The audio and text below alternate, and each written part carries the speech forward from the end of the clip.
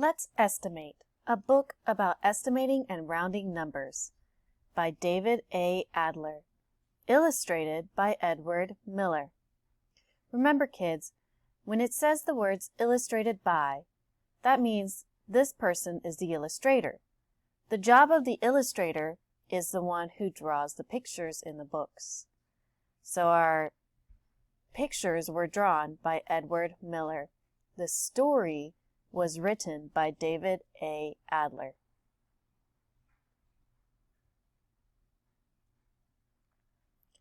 How old are you? Did you answer 10, 11, or 12? What you answered is probably not your exact age.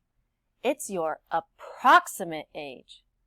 If today is not your birthday, you should have said about 10, 11, or 12. Of course, when someone asks your age, it would be odd to give your exact age. It would be odd if you answered, I am 10 years, 7 months, 4 days, 3 hours, and 12 minutes old, and your age keeps changing.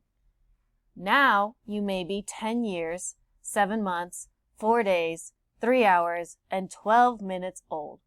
Soon, you'll be 10 years, 7 months, 4 days, 3 hours, and 13 minutes old. When someone asks how old you are, he wants to know about how old you are, or how old you were on your last birthday. Many times, an approximate answer is just as good as an exact answer. Sometimes it's even better. How old are you? I am 68 million years, 7 months, 4 days, 3 hours, and 11 minutes old. If someone were to ask you the population of the United States, you might answer 320 million. For most purposes, that is a perfectly acceptable answer, but it is not an exact answer. It's an estimation. The population of the United States is about 320 million. It would be difficult to give the exact population of the United States. Each day, people are born and people die. People move to the United States and people leave. The population keeps changing. It's often important to estimate. When you're food shopping, it's good to estimate the total cost of all the items in your cart. You need to know you have enough money to pay for it all. How would you estimate the total cost of the items in your cart?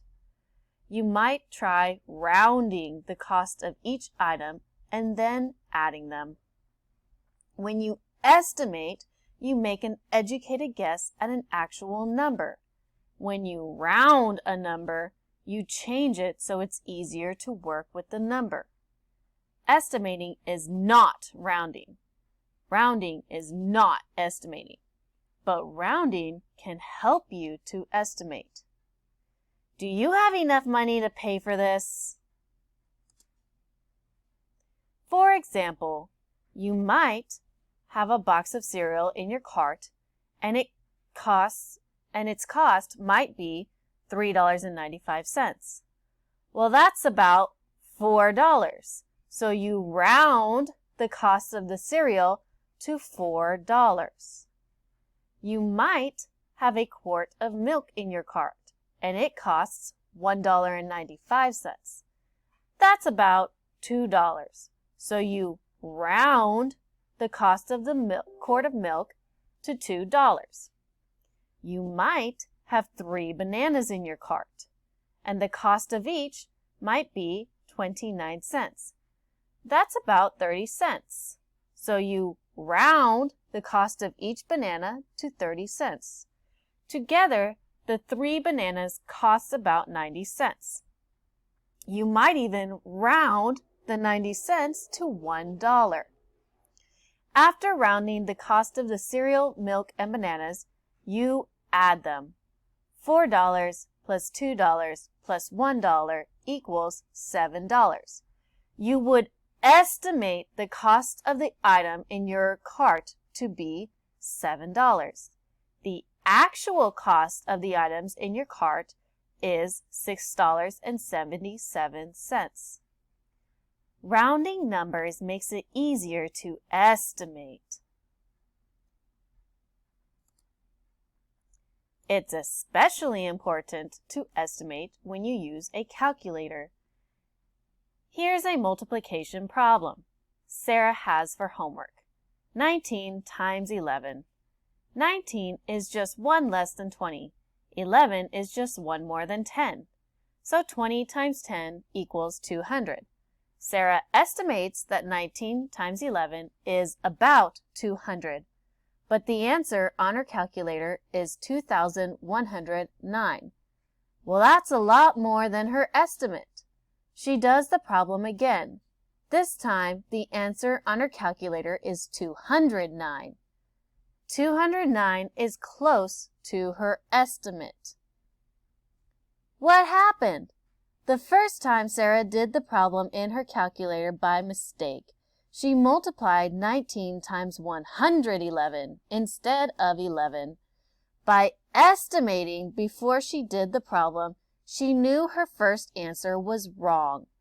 If your estimate is very different from the answer on your calculator, you made a mistake. To make her estimate, Sarah rounded both 19 and 11 to the nearest 10. Rounding is helpful when you estimate. When you estimate, you guess what the actual number is.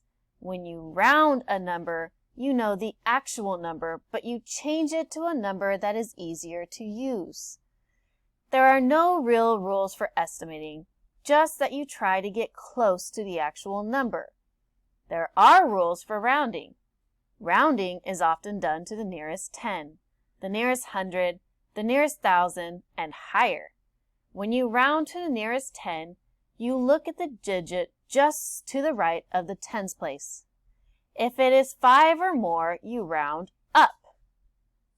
Tens, ones, 9, round up, rounds up to 20. If it is less than 5, you round down.